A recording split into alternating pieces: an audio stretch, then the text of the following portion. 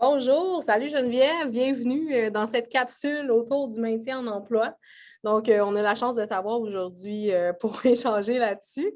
Bien évidemment, nous, chez Accessible, on croit beaucoup à ça, le maintien en emploi. On voit que souvent, l'échec est soit dans la recherche en emploi, le placement en emploi. Puis quand c'est pas ça, la problématique, c'est plus au niveau du maintien en emploi que pour plein de raisons qu'on va échanger un peu plus tard aujourd'hui.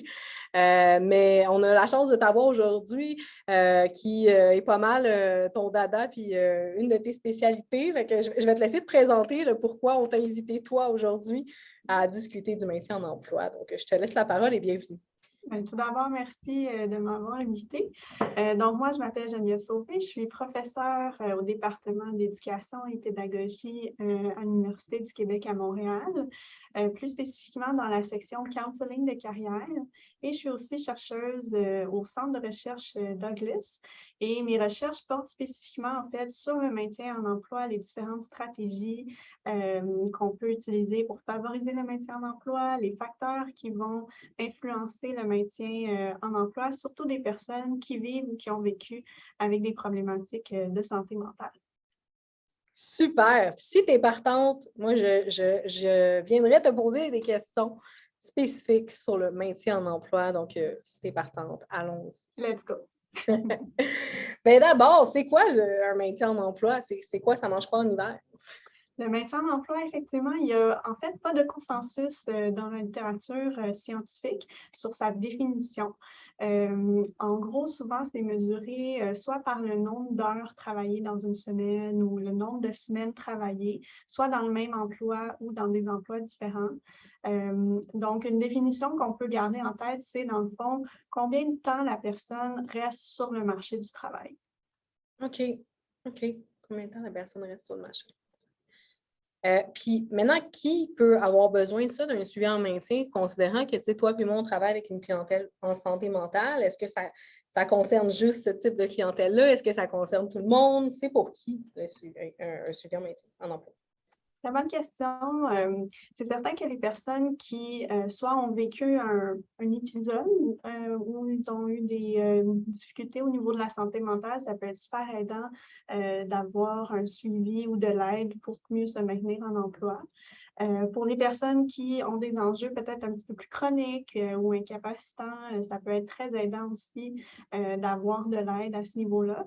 Mais même pour n'importe qui, dans le fond, tout le monde qui n'aurait pas vécu ce genre de difficultés-là, c'est important de travailler dans un endroit où on se sent en sécurité au niveau psychologique, où on a un certain bien-être psychologique également. Donc, ça, c'est des éléments qui sont importants là, pour le maintien en emploi de tout le monde.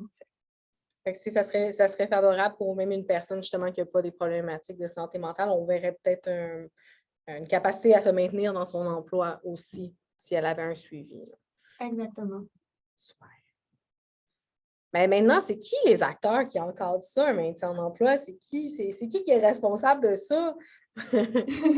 Effectivement, souvent, on pense surtout en premier à la personne qui travaille, le travailleur, mais les plus récentes recherches, en fait, ont identifié 12 catégories d'acteurs qui sont impliqués de près ou de loin dans ce processus-là de maintien en emploi. Donc, on peut penser aux employeurs, aux professionnels de la santé, aux syndicats, même aux compagnies d'assurance, évidemment les personnes qui veulent se maintenir en emploi, mais leurs proches aussi qui peuvent offrir du soutien pour les aider à avoir une durée de maintien en emploi qui est plus longue aussi. Donc, exemple, la famille d'une personne en emploi, juste le fait d'être là, d'être présente dans un soutien, ça peut favoriser que la personne garde son emploi plus longtemps, qu'elle soit peut-être plus heureuse au travail. Tout à fait. J'avais Oui. jamais pensé à ça.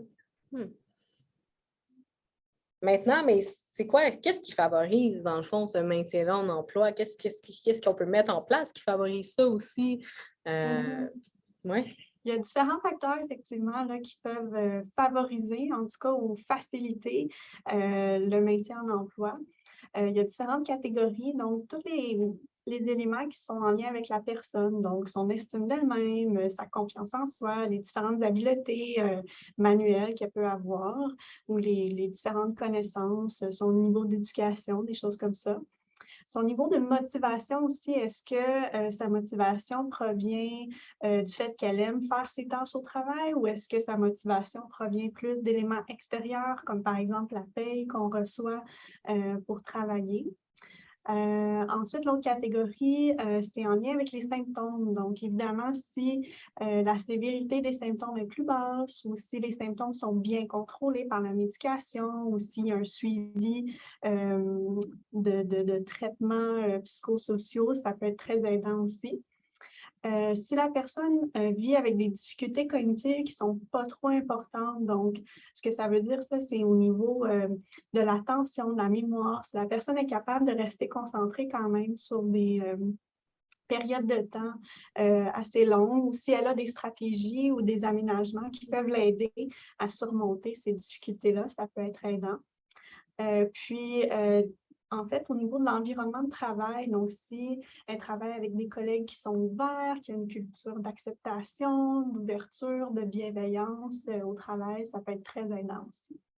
On parle souvent de ça, nous, ici, chez Accessible, l'importance de choisir justement cet environnement-là ouvert, puis tout autour de l'autodévoilement, finalement, de ses symptômes, de son diagnostic ou pas.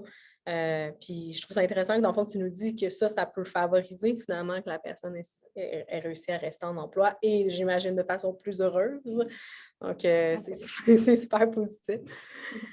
Puis contrairement à ça, mais qu'est-ce qui est défavorable? Qu'est-ce qui va nuire justement à ce maintien en emploi-là?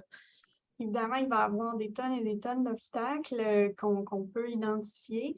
Dans la littérature, on en a identifié quelques-uns qui sont assez communs, je dirais, là, à une grande majorité de gens. Donc, pour la majorité des diagnostics en santé mentale, les symptômes vont apparaître dans un âge autour de 25 ans ou un peu avant ou un peu après.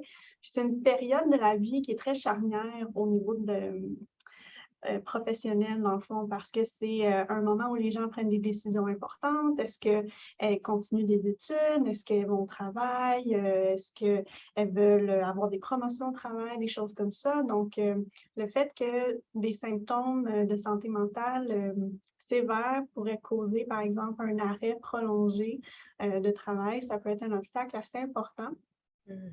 Ensuite, si la personne, justement, à cause de ces difficultés en santé mentale, vit aussi des problèmes au niveau cognitif. Donc, comme je disais tantôt, difficulté à rester concentré, difficulté à se souvenir des consignes ou des choses, des tâches à faire au travail. Ça peut être difficile de surmonter ça. Il y a des choses qu'on appelle aussi, ça s'appelle des symptômes résiduels. Donc, en fait, lorsque on obtient un diagnostic de santé mentale, habituellement, il y a comme des symptômes plus prédominants. Puis, pour la majorité des diagnostics, il existe soit de la médication, soit des interventions plus au niveau psychologique qui peuvent aider. Mais il n'y a jamais rien qui est parfait, évidemment, dans la vie. Donc, des fois, il reste des symptômes résiduels qu'on appelle, ça peut être un manque d'énergie, ça peut être de ne plus trop ressentir de plaisir par rapport aux activités qu'on faisait avant, des choses comme ça. Donc ça peut être un autre obstacle important pour le maintien en emploi. Puis évidemment, si la personne ressent qu'elle manque de soutien, soit de ses proches ou des personnes dans son environnement de travail, ça peut devenir un obstacle important aussi. Oui, puis nous, on l'observe, ça, les gens, entre autres, qui sont isolés socialement. C'est plus difficile aussi de juste ventiler, d'extérioriser ses émotions ou qu'est-ce qui est vécu au travail, là.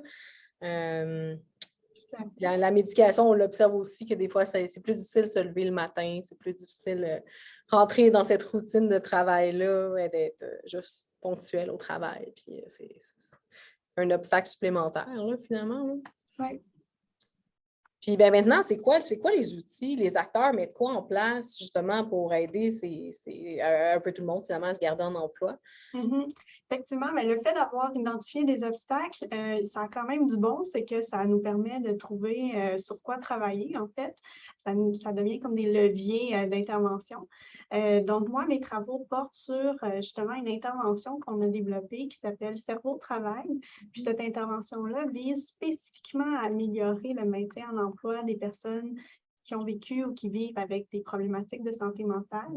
Donc, dans cette intervention-là, on essaie vraiment d'aider les personnes à développer leurs propres stratégies pour surmonter les obstacles qu'elles rencontrent sur le marché du travail. Donc, on aborde différents thèmes qu'on a parlé aujourd'hui, mais l'idée, c'est vraiment d'aider la personne à s'aider elle-même, dans le fond, pour trouver qu'est-ce qui fonctionne bien pour elle, pour surmonter ces obstacles-là.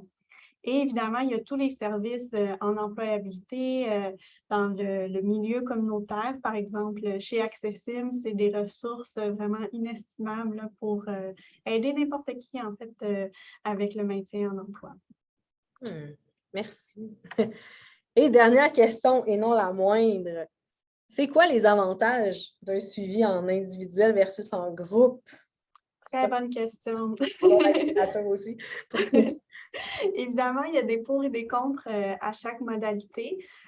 Pour le suivi en individuel, ça peut être aidant pour des gens qui ne se sentent pas nécessairement confortables en groupe ou qui auraient des enjeux qui se sentent à l'aise de parler avec un intervenant en individuel. Par contre, au niveau de l'accessibilité de ce genre de service-là, ça peut être plus difficile parce qu'on a besoin d'un intervenant avec une personne, donc les ressources, évidemment, sont limitées. On peut offrir des services à moins de gens. Pour la modalité en groupe, c'est super aidant justement au niveau de l'accessibilité parce que là, on a un intervenant qui peut offrir des services à plusieurs personnes.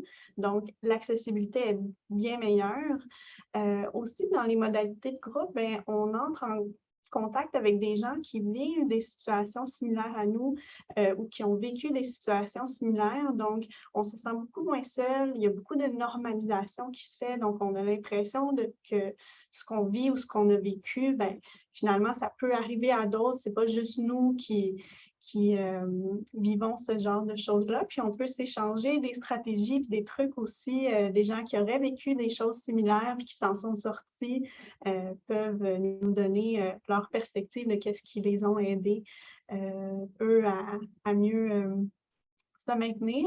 Puis, tu me demandais aussi ma préférence personnelle. Je n'ai pas demandé, mais je te le demande. C'est quoi ta préférence? Moi, j'ai un petit faible pour le suivi en groupe, simplement parce que j'en ai fait beaucoup dans ma carrière. Puis, au niveau de la littérature scientifique aussi, il y a beaucoup de bénéfices là, à la modalité de groupe, mais je suis bien consciente que peut-être dans un monde idéal, en fait, ce que Dorothée et moi, on disait juste avant de tourner la capsule, c'était que peut-être si on avait des ressources infinies, ça serait d'offrir du groupe et de l'individuel à tout le monde parce que comme ça, on irait vraiment chercher les forces de chacune des modalités. Merci, je suis d'accord avec ce dernier point. Et donc, question qui tue, est-ce que tu offres ou pas un suivi de maintien en emploi à quelqu'un si tu peux? Est-ce que tu crois à ça? Oui, tout à fait. Puis l'intervention que je parlais tantôt, Cerveau au travail, on est en train justement de mener des projets de recherche pour démontrer l'efficacité en fait de cette intervention-là. Donc, on collabore avec des dizaines de milieux communautaires et de santé qui offrent des services d'employabilité. Puis une fois si les résultats sont positifs, on l'espère, on va pouvoir rendre l'intervention accessible à l'ensemble des intervenants et des gens dans ces situations-là. Outiller les gens à bien encadrer ça aussi. Là. Exact. Merci, ça a été super enrichissant. Merci pour ton temps aussi. Ça me fait plaisir. Merci de m'avoir reçu. C'était un plaisir. Merci.